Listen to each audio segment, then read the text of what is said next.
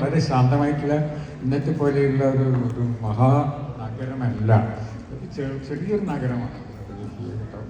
വളരെ ശാന്തമായിട്ടുള്ള സ്ഥലം. പക്ഷെ അവിടെ ശക്തമായിട്ടുള്ള രാഷ്ട്രീയ സാന്നിധ്യം ഉണ്ടായിരുന്നു. അത് നെഹ്റുവിൻ്റെ കാലമായിരുന്നു. നമുക്ക് പിന്നെ നെഹ്റുവിനെ ഇപ്പം പലരും തള്ളിപ്പറയുന്നുണ്ട്. ആരാണ് തള്ളിപ്പറയുന്നതെന്ന് ഞാൻ പറയേണ്ട ആവശ്യമില്ല, നമുക്ക് എല്ലാവർക്കും അറിയാം. പക്ഷെ നെഹ്റുവിൻ്റെ സൃഷ്ടിയായിട്ടുള്ള ഒരു ഡൽഹി, ഒരു ഇന്ത്യ അന്ന് ഉണ്ടായിരുന്നു. നെഹ്റു കണ്ടിട്ടുള്ള സ്വപ്നങ്ങൾ, സോഷ്യലിസ്റ്റ് എന്നുള്ള ആശയം, അതിൻ്റെ ഒരു പ്രഭവ കാലമായിരുന്നു അത്. അതിൻ്റെ ഒരു സാന്നിധ്യം എല്ലായിടത്തും ഉണ്ടായിരുന്നു.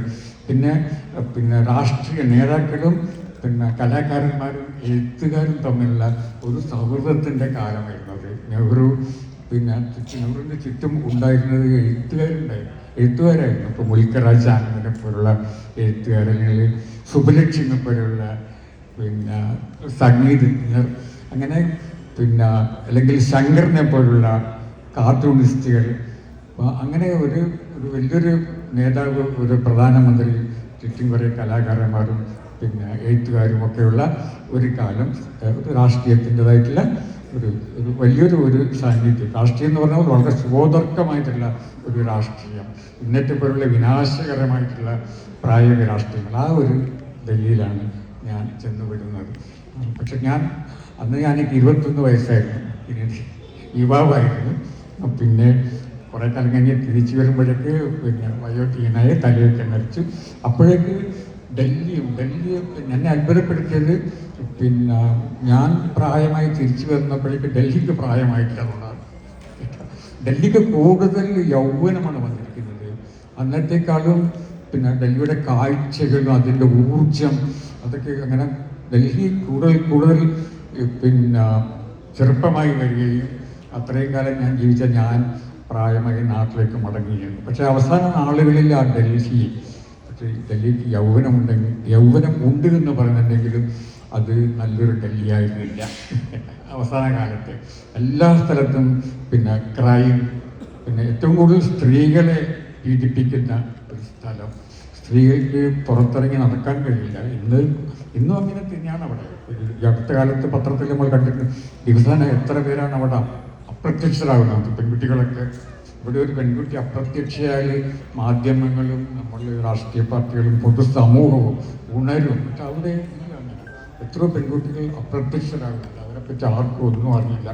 അങ്ങനെയുള്ള ഒരു വിനാശകരമായിട്ടുള്ള ഒരു ഡൽഹിയായിരുന്നു അവസാന നാളുകൾ. അന്ന് ഡൽഹിക്ക് യൗവനമുണ്ട്, ഊർജമുണ്ട്, പക്ഷേ വളരെ അപകടകരമായിട്ടുള്ള ഒരു ഡൽഹിയാണ്. ആ ഡൽഹിയെക്കുറിച്ച് ഞാൻ ഇന്നലെ ഇവിടെ സംസാരിച്ചു. എങ്ങനെയാണ് നമ്മുടെ ഭൂതകാലത്തെ ഇപ്പോഴത്തെ ഭരണാധികാരം മായ്ച്ചു കളയുന്നത്. ഞാൻ നിങ്ങളൊക്കെ ഒരുപക്ഷെ ഇവിടെ ഉണ്ടാവും, ഇല്ലായിരുന്നെങ്കിൽ എന്നുള്ളത് കൊണ്ട് ഞാൻ ഒന്നുകൂടി പറയാം. എൻ്റെ ഓഫീസ് ഔറംഗസീബ് റോഡിൽ നിന്നാണ് എൻ്റെ ഓഫീസിൻ്റെ മേലിലർത്ഥം. അപ്പോൾ 36 വർഷം ഞാൻ ജോലി ചെയ്ത എൻ്റെ ഓഫീസ് ആ റോഡിലാണ്, ഔറംഗസീബ് റോഡ്. ഏറ്റവും നല്ലൊരു ഡൽഹിയിലെ ഏറ്റവും മനോഹരമായിട്ടുള്ള റോഡുകളിൽ ഒന്നാണ്. ഇരുഭാഗത്തും ഞാവൽ മരങ്ങളാണ്. ഇപ്പം ഏത് വെയിലിനും അത് ചോലയുണ്ട്, തണുപ്പുണ്ടാവും. ആ മനോഹരമായിട്ട് റോഡിൽ എത്രയോ വർഷങ്ങൾ ഞാനിങ്ങനെ നടന്നിട്ടുണ്ട്. കഴിഞ്ഞ വർഷം ഞാൻ അവിടെ പോയപ്പോൾ ആ റോഡ് അവിടെ ഇല്ല, ആ റോഡിനെ കാണാനില്ല. അപ്പം ഞാൻ മാപ്പ് നോക്കിയപ്പോൾ അങ്ങനെ റോഡില്ല. ഡൽഹിയുടെ മാപ്പ് നോക്കിയപ്പോൾ അതില്ല റോഡ്. അത് അപ്രത്യക്ഷം. എവിടെ പോയി അതിൽ അപ്രത്യക്ഷമായിട്ടൊക്കെ, പക്ഷേ അത് സ്വയം അപ്രത്യക്ഷമായതിനെ അപ്രത്യക്ഷമാക്കിയതാണ്. എന്തിനപ്രത്യക്ഷമാക്കിയെന്ന് വെച്ചാൽ ഔറംഗസീബിനുള്ളത് ആരാണ്? ഒരു ചക്രവർത്തി. ആർക്കും പരാതിയില്ല ചക്രവർത്തി ആയതുകൊണ്ട്. പക്ഷെ ആ പേര് ഔറംഗസീബ് എന്നുള്ള പേര്, അതുകൊണ്ട് അതിനെ മായ്ച്ചു കളഞ്ഞിട്ടുള്ളതാണ് കേട്ടോ. അങ്ങനെ മായ്ക്കപ്പെടുന്ന ഒരു ഇല്ലായ്മ ചെയ്യപ്പെടുന്ന ഒരു ഡൽഹി, അതായത് ഞാൻ ജീവിച്ച അവസാനത്തെ നാളുകളിലാണ് ഡൽഹി.